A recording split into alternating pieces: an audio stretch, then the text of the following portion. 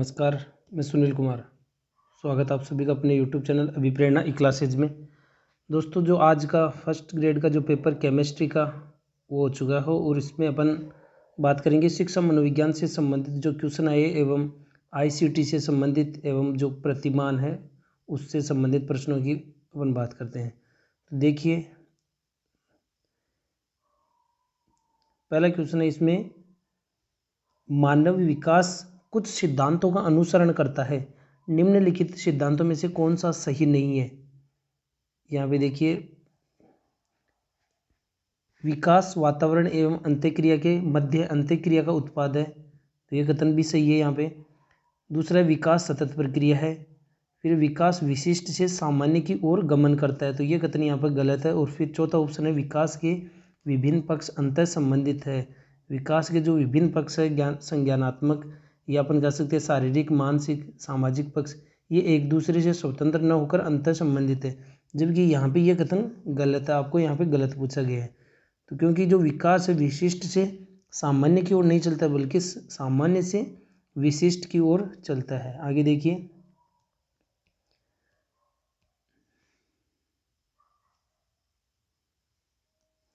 Next question है, निम्नलिखित में से कौन सी संप्रेषण की विशेषता नहीं है। संप्रेषण गतिशील है, संप्रेषण अविराम है। अब आपके सामने है, संप्रेषण उत्क्रमणीय है और संप्रेषण अंतःक्रियात्मक है, लेकिन संप्रेषण उत्क्रमणीय है। ठीक है, तो यहाँ पे ये कथन नहीं होगा। आगे देखिए,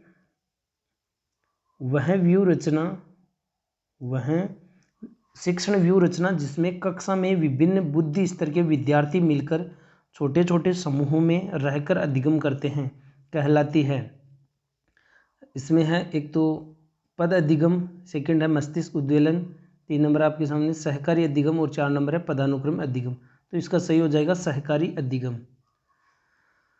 आगे है, प्रगत संगठनात्मक प्रतिमान के प्रवर्तक कौन थे हैं। तो इसका सही आंसर हो जाएगा डेविड आसुबेल, इसके जिसको अपन अग्रिम संगठक प्रतिमान भी कहते हैं। आगे देखिए, इसमें मनोविज्ञान से संबंधित उस तकनीक का नाम क्या है जो सूचना से जुड़ी गतिविधियों को नियोजित करती है, जिसमें गतिविधियों में डेटा एकत्रण, प्रसंस्करण, भंडारण और प्रस्तुत करना शामिल है। तो इसमें हो जाएगा सूचना और संचार तकनीकी, जिसको अपन ICT कहते हैं। आगे देखिए, इसमें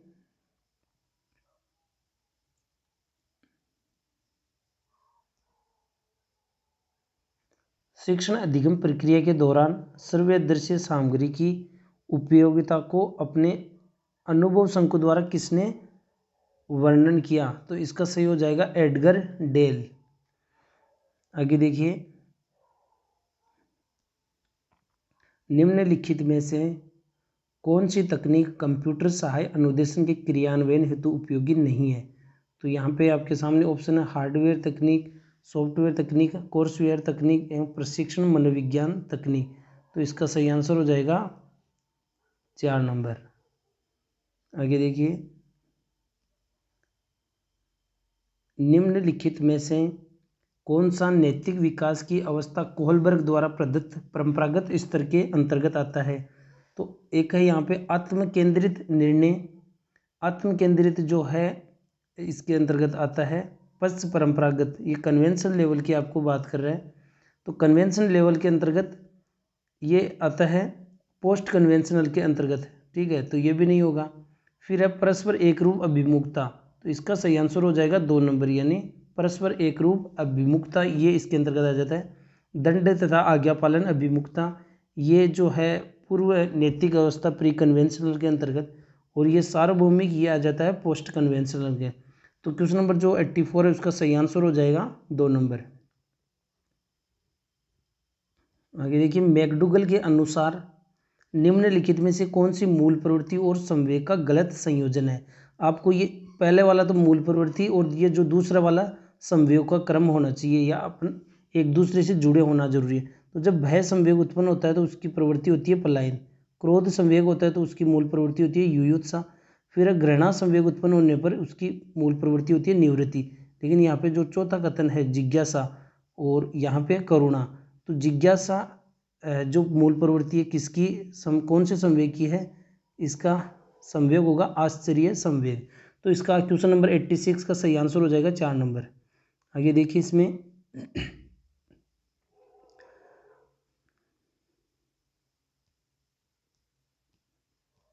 निम्नलिखित में से कौन सा थॉर्नडाइक के द्वारा अधिगम का प्राथमिक नियम है।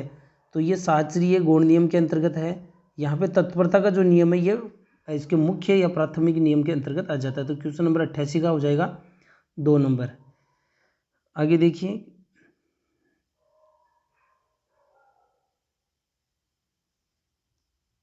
निम्नलिखित में से कौन सा हल्का प्रणालीबद्ध व्यवहार सिद्धांत का सही सूत्र है। तो यहाँ पे हल्का जो क्लार्क हल है उसका प्रणालीबद्ध सूत्र जो है वो आपके सामने ऑप्शन है, इसका सही आंसर हो जाएगा SOR। इसका मतलब है स्टिम्युलस ऑर्गेनिज्म और रेस्पॉन्स।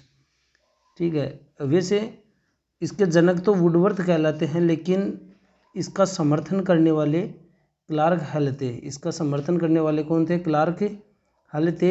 SOR और SR थ्योरी थॉर्नडाइक की है और SOR थ्योरी है वुडवर्थ की है। इन दोनों में क्या अंतर है इसका आप यहाँ पे चैनल पर वीडियो भी देख सकते हैं, और जो चैनल पे नए प्लीज़ आप चैनल को ज़रूर सब्सक्राइब कर लें। यहाँ पे SR और SOR थ्योरी में क्या डिफरेंस है, देखिए यहाँ से क्वेश्चन आ गया है और शायद आपको इस मैटर पर पढ़ने को भी नहीं मिला होगा। तो आगे देखिए इसमें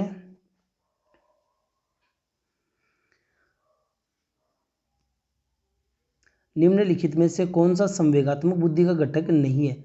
संवेगात्मक बुद्धि के 5 घटक बताए डेनियल इसने पीटर सेलोवी एवं मेयर ने। तो इसमें कौन सा इसका घटक नहीं है, सांवेगिक प्रत्यक्षीकरण ये भी है, सांवेगिक एकीकरण, सांवेगिक समझ, लेकिन यहाँ पे सांवेग जो भावनात्मक असंतुलन है वो संवेगात्मक बुद्धि का घटक नहीं है। आगे देखिए इसमें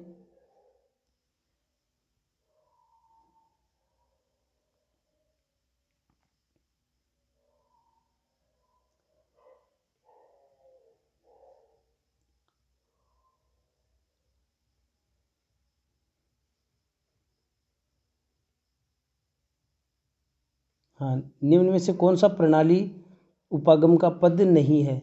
तो इसका सही आंसर जो है प्रणाली मशीन। आगे देखिए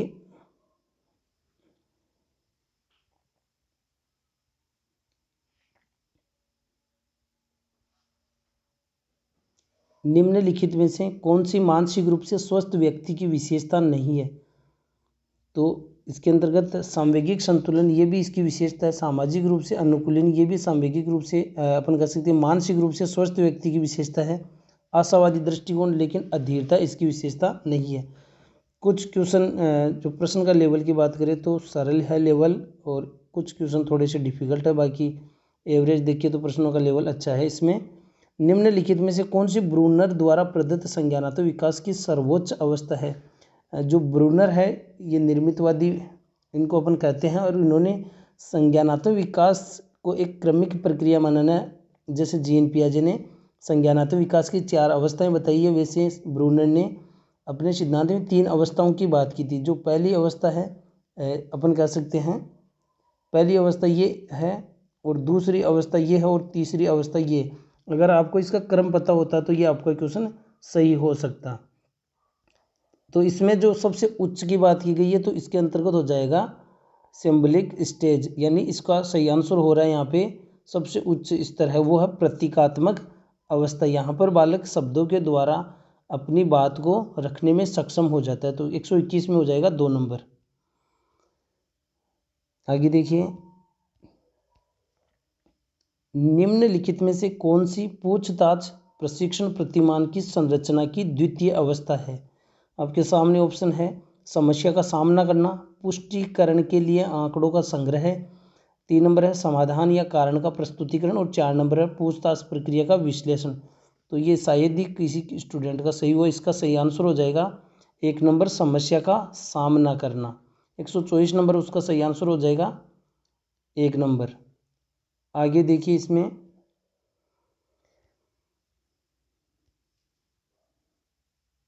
मनोविज्ञान की वह शाखा जो मुख्यतः शिक्षा की समस्याओं, प्रक्रियाओं और उत्पादों से संबंधित है उसे अपन क्या कहेंगे? तो बिल्कुल सरल है, इसको अपन शिक्षा से संबंधित है, शिक्षा की समस्याएं हैं तो इसका हो जाएगा, उसको अपन शिक्षा मनोविज्ञान कहेंगे। आगे देखिए, इसमें सीखने के लिए कौन सा दृष्टिकोण यह मानता है कि लोग सक्रिय रूप से अपना ज्ञान संरचित करते हैं और यह वास्तविकता शिक्षार्थी के अनुभव से निर्धारित होती है? तो इसका सही आंसर हो जाएगा रचनावाद, जिसको अपन निर्मितवाद भी कह सकते हैं, कंस्ट्रक्टिविज्म। आगे देखिए, इसमें क्वेश्चन नंबर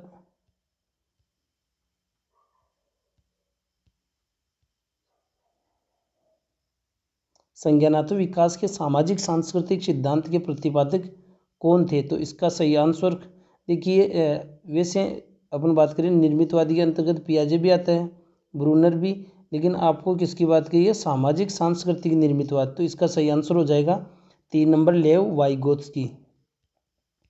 आगे हैं, निम्नलिखित में से कौन सा तत्व शिक्षा मनोविज्ञान के अध्ययन के क्षेत्र के अंतर्गत नहीं आता है? तो शिक्षा मनोविज्ञान सीखने सिखाने से संबंधित है, तो इसका सीखने की प्रकृति, बालक की अभिवृद्धि यानी विकास के कौन से स्तर पर है, ये भी शिक्षा मनोविज्ञान के अंतर्गत आ जाता है, और व्यक्तिगत भेद भी इसके अंतर्गत आ जाते हैं, लेकिन मानसिक रोग इसके अंतर्गत नहीं आते हैं। तो 147 में 4 नंबर हो जाएगा।